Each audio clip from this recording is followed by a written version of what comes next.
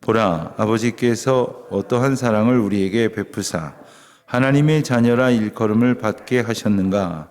우리가 그러하도다. 그러므로 세상이 우리를 알지 못함은 그를 알지 못함이라. 사랑하는 자들아, 우리가 지금은 하나님의 자녀라. 장래에 어떻게 될지는 아직 나타나지 아니하였으나 그가 나타나시면 우리가 그와 같을 줄을 아는 것은 그의 참 모습 그대로 볼 것이기 때문이니 주를 향하여 이 소망을 가진 자마다 그의 깨끗하심과 같이 자기를 깨끗하게 하느니라. 죄를 짓는 자마다 불법을 행하나니 죄는 불법이라. 그가 우리 죄를 없애려고 나타나신 것을 너희가 아나니 그에게는 죄가 없느니라. 그 안에 거하는 자마다 범죄하지 아니하나니 범죄하는 자마다 그를 보지도 못하였고 그를 알지도 못하였느니라. 자녀들아, 아무도 너희를 미혹하지 못하게 하라.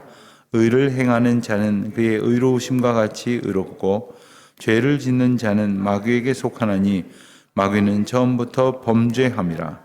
하나님의 아들이 나타나신 것은 마귀의 일을 멸하려 하심이라. 하나님께로부터 난 자마다 죄를 짓지 아니하나니 이는 하나님의 씨가 그의 속에 거함이요 그도 범죄하지 못하는 것은 하나님께로부터 났습니다. 이러므로 하나님의 자녀들과 마귀의 자녀들이 드러나나니 무릇 의를 행하는 아니하는 자나 또는 그 형제를 사랑하지 아니하는 자는 하나님께 속하지 아니하느니라. 아멘.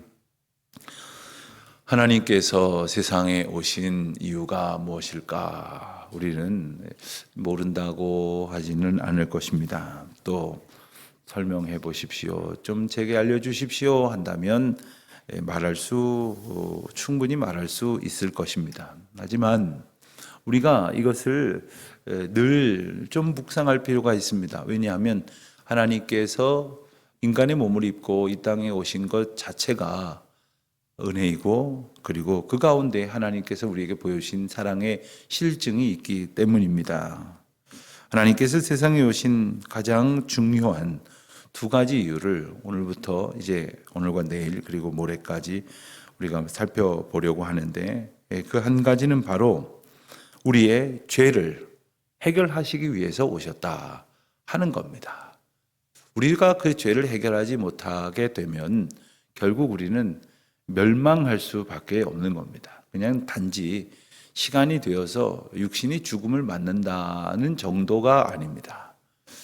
영혼육이 그야말로 멸망하게 되는데 그것은 이 땅 가운데에서 육신은 살아있어도 영혼이 죽은 것이기에 죽은 것과 다름없이 사는 것부터 시작됩니다. 그리고 물론 우리의 영혼이 하나님 앞에 구원을 얻지 못하는 것은 물론이고 우리의 전 생애가 전 인격이 그야말로 무너지는 것을 경험하게 되는 겁니다. 어떤 분은 장애를 가졌어도 참 밝은 그러한 얼굴로 세상을 살아가는 분들이 계십니다. 그러나 가진 것 누구와도 비교해 부족함이 없는 분들 중에도 아무 소망이 없는 사람들, 그렇게 살아가는 분들을 우리는 종종 만날 수 있게 됩니다. 우리가 이 땅 가운데에서 이 죄의 문제를 해결하지 못하면 생각과 삶이 그리고 모든 이 땅에서의 영혼육에 하나님께서 주시는 인도하심의 삶이 무너질 수밖에 없기 때문에 우리를 사랑하시는 하나님은 우리 죄를 없이 하시기 위하여 이 땅에 오셨다는 것을 우리는 오늘 밤 본문 말씀을 통해서 다시금 분명히 깨닫게 됩니다. 자, 그렇다면 누가 우리의 죄를 도말할 수 있는가 하는 겁니다. 누가 우리의 죄를 해결할 수 있느냐는 겁니다. 죄의 문제를 해결할 수 있는 능력은 바로 죄의 문제를 초월하는 능력을 가진 자라야 할 것입니다. 예컨대 어떤 사람이 물에 빠졌습니다. 물에 빠진 사람을 구조하기 위해서는 아무나 뛰어들어서는 안 됩니다. 아무나 뛰어들다가는 같이 죽습니다. 누가 뛰어들 수 있겠습니까? 수영할 줄 아는 사람이 뛰어들죠. 근데 어느 정도로 할 줄 알아야 되느냐 하면 아주 파도가 치는 곳에서도 헤엄쳐 나오는 것은 물론이고 혼자가 아니라 누군가를 구조하면서 헤엄치지 못하는 사람을 마치 길에서 등에 업고 뛰는 것 이상의 그러한 어려움으로 그를 이제 이끌고 나와야 한다는 겁니다. 한쪽 발로는 그를 이끌고 혹은 이렇게 기대게 하거나 붙들거나 하고 다른 한 팔로 헤엄을 쳐서 나올 정도의 그러한 수영 실력, 구조 능력을 가지고 있어야만 남을 구할 수 있는 겁니다. 뭐 어렸을 때부터 뭐 깊은 개울이 집 앞에 있어서 나는 수영 잘한다. 뭐 이런 것 갖고 해결할 수 있는 게 아니라 소위 구조 수영이라는 게 따로 있더라고요. 그래서 남을 구하는 요원들은 그런 특별한 훈련을 아주 충분히 받고야 남을 구할 수 있는 일을 하게 될 것입니다. 마찬가지입니다. 물로부터 자기가 초월할 수 있는 실력을 가져야 다른 사람을 건질 수 있는 노력을 시도해 볼 수 있을 것인데 우리의 죄의 문제를 함께 죄짓거나 혹 우리와 다름없이 그 죄로 인하여 멸망할 수밖에 없는 존재가 어떻게 해결할 수 있겠습니까? 하나님께서 이 땅에 오신 이유는 우리의 죄를 없이 하시려는 것인데 우리 주님은 그 죄를 없이 하실 능력을 가지신 분이다 하는 말씀이 오늘 본문의 내용입니다. 1절은 우리가 그 은혜를 입었다라는 겁니다. 누가 우리를 하나님의 자녀라 일컬음을 받게 하셨는가? 바로 하나님께서 우리에게 그 은혜를 베푸셨다는 거예요. 하나님의 은혜를 얻은 자를 누군가가 바라보면 그 은혜를 입었다는 것 때문에 얼마나 부러워하겠습니까? 얼마나 흠모하겠습니까마는 그러한 마음을 갖지 못한다면 그것을 알지 못한다는 것이죠. 우리와 함께 하시는 하나님의 은혜를 알지 못한다 하는 이야기입니다. 2절은 보면 우리가 지금은 하나님의 자녀라 했습니다. 우리가 하나님의 자녀인 것을 깨닫고 살아가느냐. 우리가 하나님의 자녀라고 하는 것을 종종 잊어버리는 증거가 뭐냐 하면 낙심하는 겁니다. 그리고 우리가 하나님의 자녀인 것을 늘 기뻐하지 못하는 것은 바로 우리가 절망 가운데에 우리가 우리 인생을 어떻게 해보려고 애쓰지만 할 수 없는 것을 아무것도 할 수 없는 것을 깨닫는 것입니다. 또 우리가 하나님의 은혜 가운데 살고 있음을 종종 부인하는 것과 같은 행동은 바로 극도로 교만해지는 겁니다. 자기가 무슨 내일 가운데 어떤 일을 했다라고 이렇게 여기게 된다는 거죠. 3절 말씀을 보면 하나님께서 우리에게 주신 이 은혜의 소망, 이 소망을 가진 자, 근데 이 소망, 인생에 있어서 모든 문제를 해결받고 특별히 이 죄의 문제를 해결받기를 원하는 마음으로 우리가 여러 가지 애를 씁니다. 어떤 분들은 보면 내가 무슨 죄를 지었는데 평생토록 속죄하는 마음으로 살겠습니다. 뭐 그런 마음으로 사는 게 뭘까요? 그런 마음으로 살면 그 죄가 해결이 될까요? 뭐 감옥에 들어가서 몇 년 살다 나오면 법이 정한 대가는 치렀을지 모르지만 그 죄의 문제를 정말 해결할 수 있는 것입니까? 우리의 죄를 해결할 수 있는 분은 주님이라는 그 하나님의 원리를 우리가 마음에 품고 그리고 그것을 향하여 걸어가는 것이 바로 주를 향하여 소망을 가진 자로 살아간다 하는 것이고 그에게 그의 깨끗하심과 같은 주님의 깨끗하심과 같은 우리에게 깨끗하여지는 은혜를 주신다는 것이죠. 우리가 이 죄의 문제가 해결될 수만 있다면 우리는 종종 하나님 앞에 기도하고도 다시 그 죄에 빠져버리는 그 죄를 다시 우리가 해결하지 못하였다고 하는 낙심에 절망에 이렇게 빠질 때가 있습니다. 그렇다면 다시금 그때마다 하나님 앞에 이 죄의 문제와 죄의 책의 문제와 그리고 죄로 인한 모든 상처의 문제를 오직 하나님의 능력, 죄를 없이 하시사 우리를 깨끗하게 하실 수 있는 하나님 앞에 참된 소망을 두어야 한다는 거죠. 자, 4절입니다. 그러나 죄를 짓는 자가 있다는 것입니다. 그 죄를 짓는 자는 불법을 행한다고 했고 죄는 곧 불법이라고 했습니다. 죄는 하나님께서 섭리하시고 그리고 인도하시고 이끄시는 그 법도대로 살아가지 않는 것을 말합니다. 그 길에서 어긋나는 것을 말합니다. 구약의 죄를 일컫는 단어는 하말티아라는 단어가 대표적으로 사용이 되는데 그 단어의 원래 뜻은 이 관역을 벗어나다라는 의미입니다.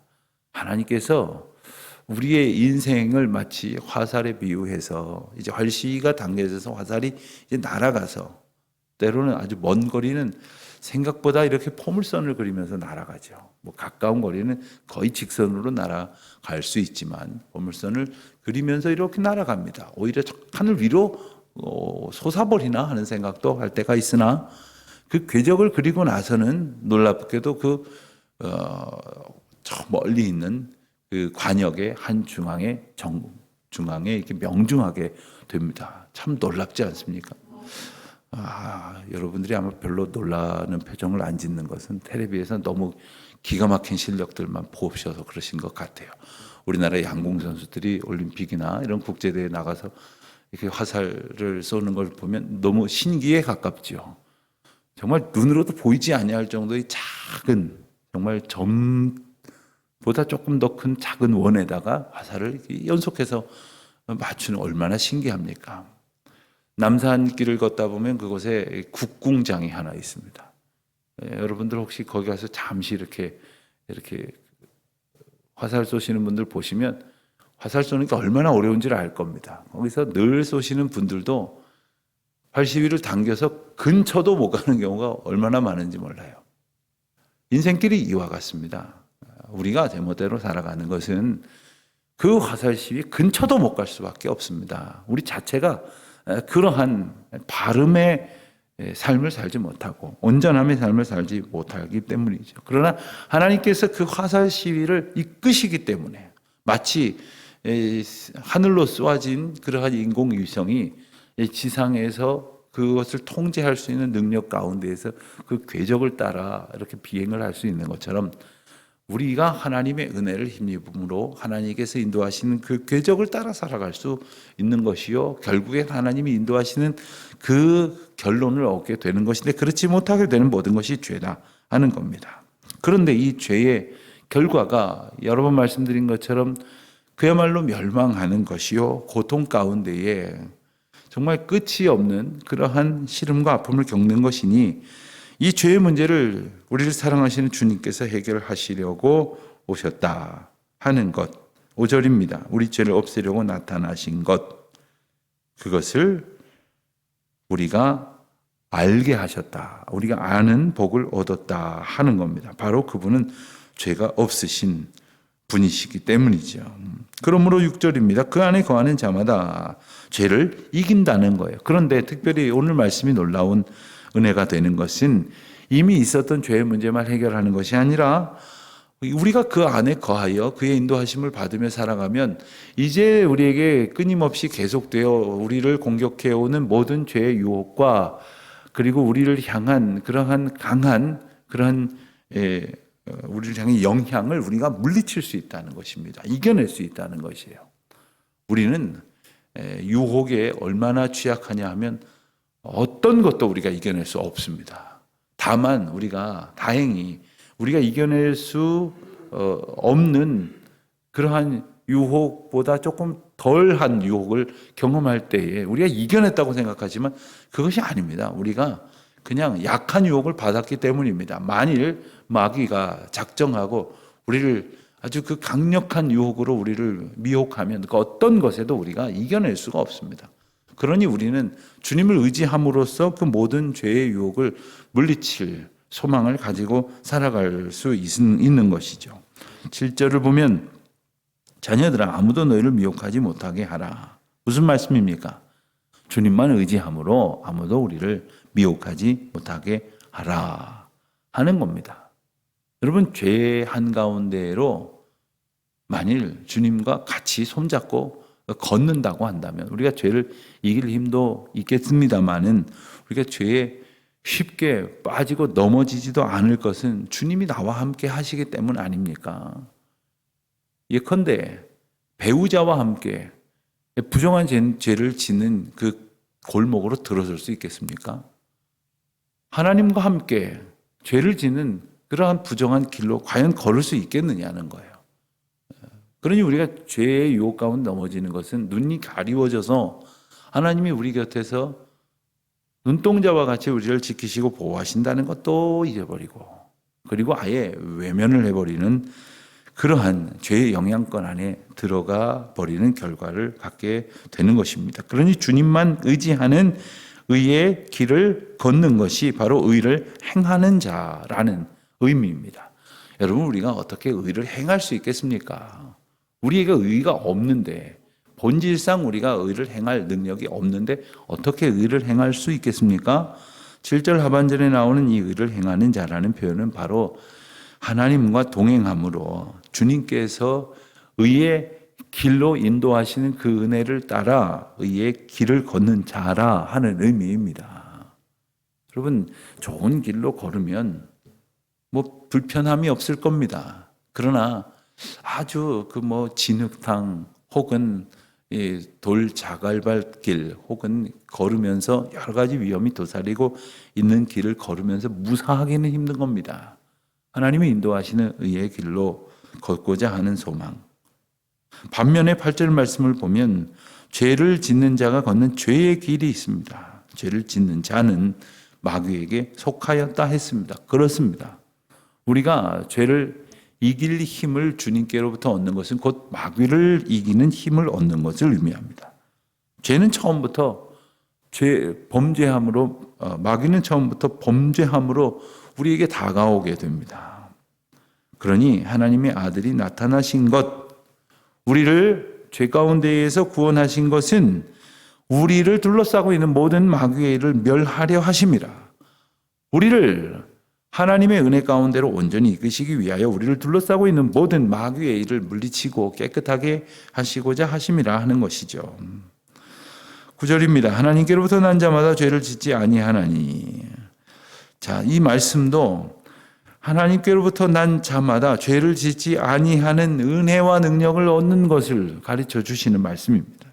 죄를 이긴다고 하는 것은 죄를 이기느라고 아주 힘을 써본 사람이나 짐작할 수 있는 의미입니다. 죄를 이기기 위해서 우리는 우리의 힘으로 안 된다는 것과 주님의 능력으로 우리에게 그 은총을 예비하셨다고 하는 사실을 우리는 깨닫게 되는 것이죠. 10절 보면 이러므로 하나님의 자녀들과 마귀의 자녀들이 드러나나니, 때가 되면 하나님께서는 모든 것을 드러내십니다. 그런데 우리는 생각하기를 내가 바른 일을 했는데 바른 일의 그 내용이 드러나는 게 아니라 잘못된 것으로 악한 어떤 우리가 억울한 일을 당한다거나 혹은 모함을 받는다거나 혹은 공격을 받음으로 인해서 잘못된 것들로 드러난다 하는 그런 상황을 겪게 되면 참 억울한 일이죠. 나는 가만히 있었던 것도 아니라 바른 일을 했는데 나쁜 일을 한 걸로 드러난다. 그런 하나님의 공의 가운데에 분명한 하나님의 섭리는 뭐냐 하면 하나님께서 때가 되면 이것을 드러내신다는 거예요. 잘못된 건 잘못된 것대로 드러내시고 선한 일은 선한 일대로 드러내신다는 거예요. 이 땅 가운데에서 우리는 서로 봐서 잘 알지 못하지만 하나님의 자녀와 마귀의 자녀들이 드러난다는 거예요. 어떤 목사님을 만났는데 성도에게 간단하게 시간이 없으니까 간단하게 말씀은 성도한테 사기를 당하셨어요. 근데 본인만 당한 것이 아니라 본인이 그 성도를 참 신뢰하는 그것을 아는 성도들이 이분을 믿어버린 거예요. 목사님이 저렇게 신뢰하니까 성도들이 그분을 믿고 그분이 하자는 대로 도와달라는 대로 여러분이 큰 피해를 입으셨어요. 그래서 이 목사님이 그 책임을 지고 사임을 하셨어요. 너무 괴로워하는 건데 자기가 사임한다고 해결되는 게 아니어서 괴로워하시는 거예요. 그 피해를 입은 교인들 때문에 너무 마음 아파하시는 거예요. 그리고 그분이 가지고 계신 것을 거의 다 그분들에게 조금씩 어떤 미안한 마음에 변제하고는, 그리고는 아주 어려운 그러한 형편 가운데 처하게 되셨어요. 여러분, 우리가 이렇습니다. 우리가 그렇다고 지금 뭐 목사도 믿지 말고 성도도 믿지 말고 서로 믿지 말자는 이야기는 아니지만 우리가 이렇습니다. 언제든지 우리는 이 많은 죄의 그 유혹 가운데에 우리가 의를 행할 수 없는 그런 절대적 연약함 속에 살고 있다는 것을 우리가 기억하고 의를 행하시는 주님의 은혜 가운데에 온전히 순종하고자 하는 소망을 가지고 따르는 그의 길로 걷고자 그저 하나님만을 바라보고 주여 우리를 인도하여 주시옵소서, 주여 우리를 이끌어 주시옵소서, 이 소망 가지고 오늘 하루도 살아가는 저 여러분 되시기를 주님의 이름으로 축원드립니다. 기도하겠습니다. 하나님 아버지, 우리의 죄를 없애하시려고 이 땅에 오신 주님의 놀라우신 은혜와 사랑을 감사드립니다. 그 크신 은총을 오늘도 기뻐하며 감사하며 묵상하며 죄를 이기는 하나님의 자녀들로 살게 하여 주옵소서. 예수님의 이름으로 기도드립니다. 아멘.